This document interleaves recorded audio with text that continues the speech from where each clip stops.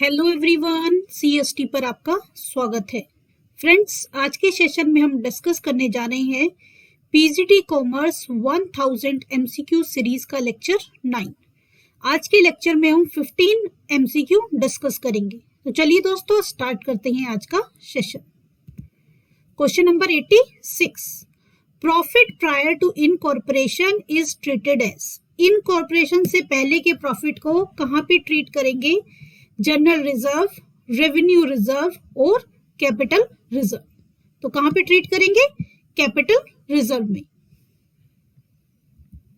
Question number 87, who introduce the concept of MBO? MBO means management by objective. इनमें से किसने management by objective का concept introduce किया था? तो किसने किया था? Peter Drucker, Tom Peter, Michael Porter और नन। तो किसने किया था? पीटर ड्रकर ने। See question number 88, the institute of chartered accountant of India was established in the year. Institute of chartered accountant of India कब एस्टेब्लिश हुआ था? 1956, 1949, 1947 और none. The answer is 1949. Option number B is the right answer. Question number 89. Who is the father of jet theory? William Uchi, Abraham Maslow, F.W. Taylor. Answer is option number A, William Uchi. William Ouchi ने Z theory में focus किया है increasing employ loyalty to the company by providing job for life with a strong focus on wellbeing of the employ both on and off the job. यानी कि उन्होंने focus किया है कि अगर आप जो आपके एम्प्लॉय हैं उनकी लॉयल्टी चाहते हो तो उनको जॉब सेफ्टी प्रोवाइड करो ऑन द जॉब और ऑफ द जॉब, दोनों तरह से। Question number 90, market segmentation means. Market segmentation किससे रिलेटेड है?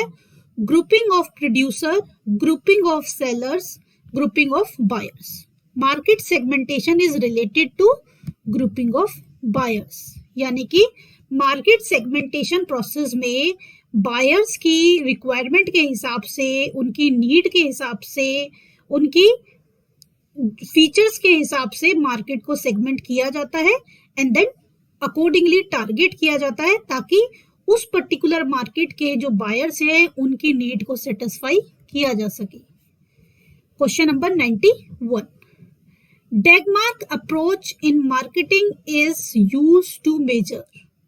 डेगमार्क अप्रोच मार्केटिंग में किसको मेजर करने के लिए यूज किया जाता है?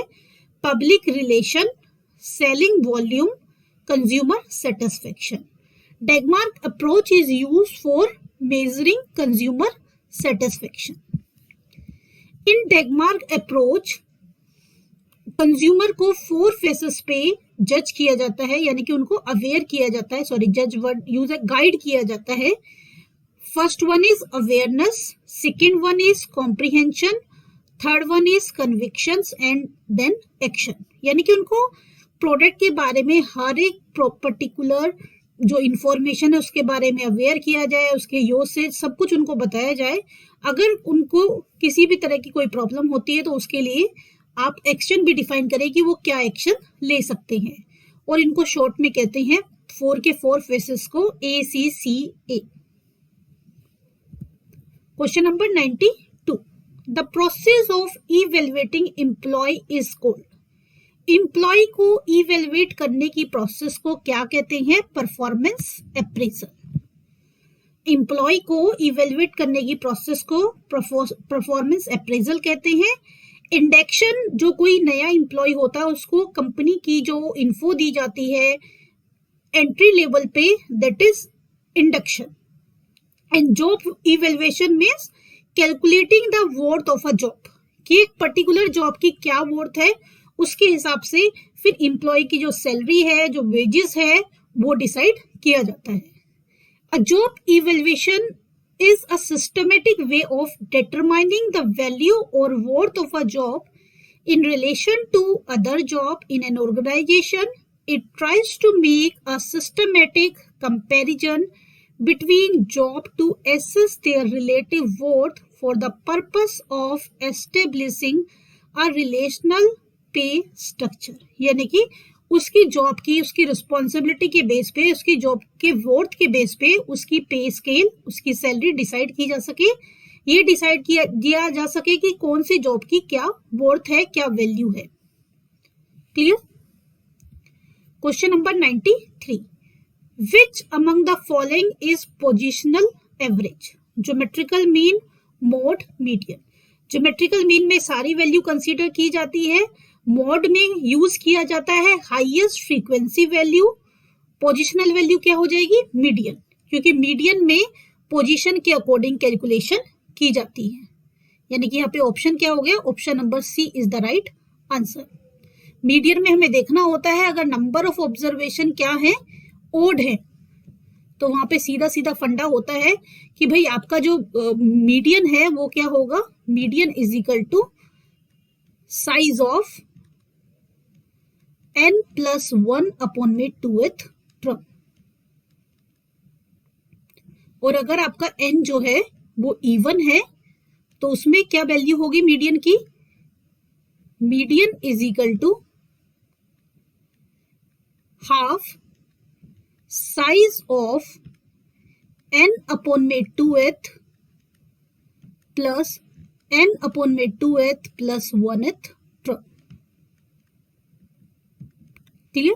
यानी कि यहाँ पे पोजीशन से रिलेटेड चीजें होंगी और फॉर्मूला अप्लाई करने से पहले भी जो डेटा है उसको असेंडिंग या डिसेंडिंग ऑर्डर में अरेंज करना होगा। तो पोजिशनल वैल्यू कौन है? Median.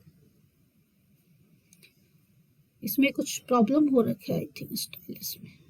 Next question, question number 94, the first electronic computer was developed in. First electronic computer कौन से ईयर में डेवलप किया गया था? वो किया गया था 1940 में। Next question 95, who has propounded the X and Y theory of motivation.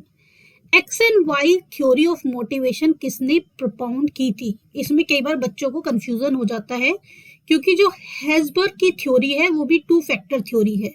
अगर क्वेश्चन आता है एक्स एंड वाई थ्योरी करके तो आंसर क्या होगा? McGregor. McGregor is the right answer. Option number C is the right answer अगर आपको given है X and Y theory of motivation. अगर 2 factor theory of motivation given है तो Herzberg. Expectation theory of motivation है तो Vroom. McGregor explained the 2 factor theory in his book Human Side of Enterprises। उन्होंने बताया कि जो मैनेजमेंट है उसके 2 स्टाइल्स है, अथॉरिटियन यानी कि theory X and participative theory Y. Authoritarian और theory X is used when people dislike their work and they are less motivated. वो काम नहीं करना चाहते और मोटिवेटेड नहीं है तो आपको अथॉरिटियन अप्रोच को यानी कि थ्योरी एक्स को अप्लाई करना चाहिए। अगर आपके एम्प्लॉय वर्क को लाइक करते हैं, चैलेंजेस को एक्सेप्ट करते हैं तो you have to use participative theory और you can say theory Y according to McGregor. Herzberg motivation theory और as I told you this is also called 2 factor theory. Herzberg motivation theory explain that there are 2 factor of motivating, hygiene factor and motivating factor. Hygiene factor में जो working condition employee को provide की जाती है working place पे वो उसकी work capacity को इम्पैक्ट करती है, उसके मोटिवेशन को इम्पैक्ट करती है। और मोटिवेटिंग फैक्टर में will increase an employ to work harder if present. अगर उसको मोटिवेशन मिलता रहता है तो वो हार्ड वर्क करता है। And Vroom realise that, Vroom expectation theory, Vroom realise that an employee performance is based on individual factors such as personality, skill, knowledge, experience and ability। यानी कि हर एक बंदे का अपनी खुद की पर्सनैलिटी, उसके खुद के स्किल, नॉलेज, एक्सपीरियंस और एबिलिटी के ऊपर उसका मोटिवेशन डिपेंड करता है। This is called expectation theory. और इसमें जो मोटिवेशन है वो कैसे निकाला जाता है according to Vroom? Motivation is equal to valency into expectancy into instrumentality. Valency into expectancy into instrumentality, ठीक है। Question number 96, management planning process begin with. Management planning process किससे बिगेन होती है? Programme, goal and objectives, policies. Management planning process start with goal and objective. Option number B is the right answer. Which of the following is oldest form of organisation? सबसे पुरानी organisation की form कौन सी है? Functional matrix line. Line is the right answer, option number C. सबसे पुरानी organisation की जो ओल्डेस्ट फॉर्म है वो है line. Dividend paid between two annual meeting is known as. दो एनुअल मीटिंग के बीच में जो डिविडेंड पे किया जाता है उसको क्या कहते हैं? Interim dividend. Question number 99, increase in fix assets due to purchase. अगर परचेज करने की वजह से फिक्स एसेट बढ़ी है तो क्या है ये? Fund from operation, source of fund, usage of fund. तो यह है यूज ऑफ फंड।